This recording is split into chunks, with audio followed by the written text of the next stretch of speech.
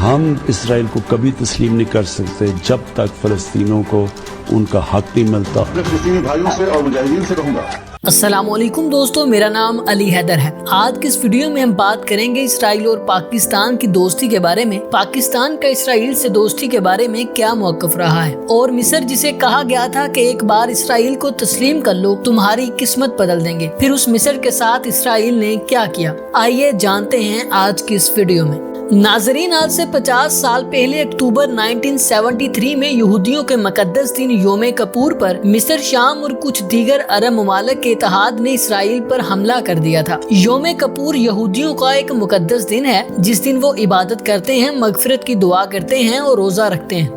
Israel पर किए जाने वाले इन हमलों का मकसद उन इलाकों को वापस लेना था जिन पर 1967 में इसराइल ने कब्जा कर लिया था। तो उस वक्त अमेरिका फौरी तौर पर इसराइल की मदद को पहुंच गया।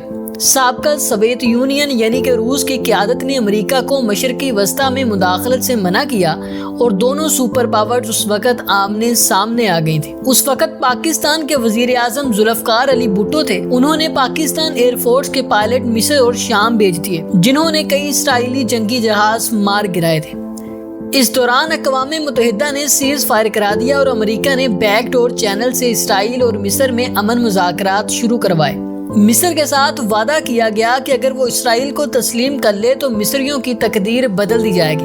ताहम मसला फ़लस्तीन को हल करने की बजाय फ़लस्तीनियों को कमज़ोर और तनहा करने की कोशिश की गई। इसके बाद मिस्र समेत कई मुस्लिम ममालिक ने इसराइल को तस्लीम कर लिया और पाकिस्तान के अलावा दीगर मुस्लिम ममालिक को यही नारा लगाया गया कि अगर आप इसराइल को तस्लीम कर लेंगे तो आपकी भी तकदीर बदल जाएगी।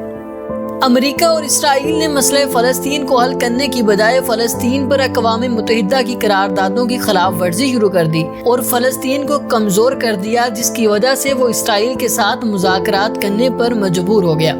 नतीजा ये निकला कि फ़लस्तीन के कमज़ोर होने के बाद गजा से एक ग्रुप हमास उभर कर सामने आया। हमास जिहादियों का एक ग्रुप है जिसकी तादाद 17,000 है और इसका लीडर इस्माइल हानिया है।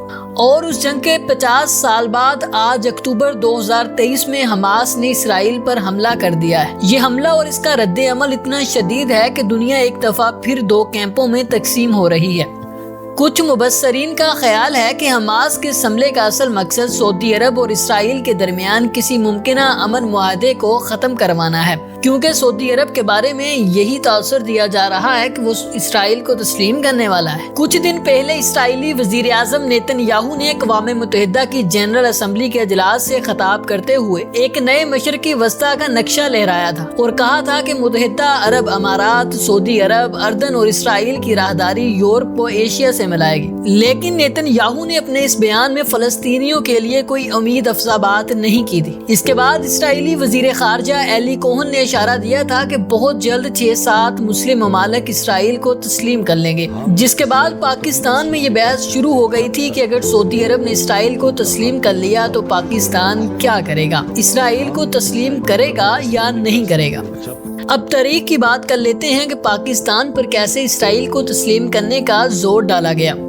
जब भी पाकिस्तान को कोई मुश्किल पेश आती है तो उसे कहा जाता है कि इसराइल से दोस्ती कर लो। पाकिस्तान का हमेशा से ही इसराइल के बारे में मौक़िफ़ बड़ा वाज़ेह रहा है कि पहले मसला फ़लस्तीन को हल किया जाए, फ़लस्तीनियों को उनका हक दिया जाए, उनकी ज़मीनें वापस की जाएं, उसके बाद हम इसराइल को तस्लीम करने का सोचेंगे। लेकिन जब तक मसला फ़लस्तीन हल नहीं होता तो इसराइल को तस्लीम नहीं किया जा सकता। पाकिस्तान और इसराइल को करीब लाने के लिए सिर्फ बैरूनी ताकतें ही नहीं बल्कि कुछ अंदरूनी ताकतें भी सरगर्म होती हैं। आज नहीं तो कल ये हकीकत जरूर सामने आएगी कि 1988 के बाद मुतअद्दिद मुख्तलिफ वज़राए आज़म पर इसराइल को तस्लीम करने के लिए दबाव डाला गया था। मोहतरमा बेनज़ीर भुट्टो पर इस दबाव का आगाज 1988 में हो गया था, लेकिन उन्होंने दबाव डालने वाले खुफिया अदारे के सरबराह का ट्रांसफर कर दिया था। इसका नतीजा ये निकला कि 1990 में इन्हें करप्शन के इल्जाम लगाकर बरतरफ कर दिया गया और 1996 में भी उनके साथ यही किया गया। अदालत से कत्लो गारत में मुलव्वस ہونے کا الزام لگا کر انہیں برطرف کیا گیا۔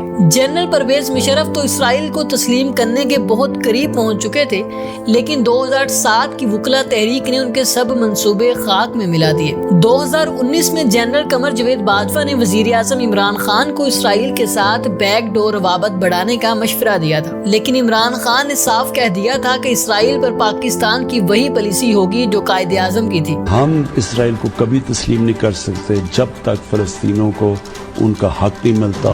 قائد اعظم نے 8 دسمبر 1947 کو امریکی صدر ٹرومین کو ایک خط لکھا تھا، جس میں اسرائیل کے قیام کو اقوام متحدہ کے چارٹر کی خلاف ورزی قرار دیتے ہوئے امریکی صدر سے اپیل کی گئی تھی کہ وہ فلسطین کی تقسیم کو روکیں۔ جو لوگ پاکستانیوں کو آنکھیں بند کر کے اسرائیل کو تسلیم کرنے کا مشورہ دیتے ہیں، انہیں یہ معلوم نہیں کہ آل انڈیا مسلم لیگ کی قیادت نے قیام پاکستان سے بہت پہلے فلسطین کی حمایت شروع کر دی تھی۔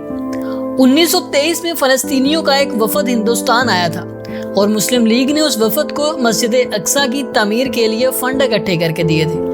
علامہ اقبال نے مفتی امین الحسینی کی دعوت پر مسجد اقصی کا دورہ کیا اور بعد میں مفتی امین الحسینی پاکستان آئے تو انہوں نے کشمیریوں کے حق خود ارادیت کی حمایت کی۔ آل انڈیا مسلم لیگ کا آخری اجلاس 14 اور 15 دسمبر 1947 کو منعقد ہوا، جس میں فلسطین کی تقسیم کو مسترد کیا گیا۔ 1947 سے آج تک ایک فوجی ڈکٹیٹر جنرل پرویز مشرف کے سوا کسی سیاسی حکومت نے اسرائیل کو تسلیم کرنے پر آمادگی ظاہر نہیں کی، لیکن جب بھی پاکستان کی معیشت کمزور ہوتی ہے تو ہیلے بہانوں سے پاکستان کو اسرائیل کے ساتھ دوستی کی طرف دھکیلا جاتا ہے۔ سوال یہ ہے کہ مصر کو اسرائیل سے دوستی کا کیا انعام ملا؟ 1979 میں اسرائیل کے ساتھ دوستی کے بعد سے مصر سیاسی افراتفری کا شکار ہے۔ اسرائیل سے دوستی کے اس معاہدے پر دستخط کرنے والے صدر انور السادات کو قتل کر دیا گیا تھا۔ مصر کو کچھ نہیں ملا تو پاکستانیوں کو کیا مل جائے گا؟ امریکہ اور اسرائیل اقوام متحدہ کی قراردادوں کی روشنی میں مسئلہ فلسطین حل کریں۔ مسئلہ فلسطین حل کیے بغیر آپ اسرائیل سے دوستی کر کے دیکھ لیں، نتیجہ وہی نکلے گا جو اسرائیل اور مصر کی دوستی کا ہوا۔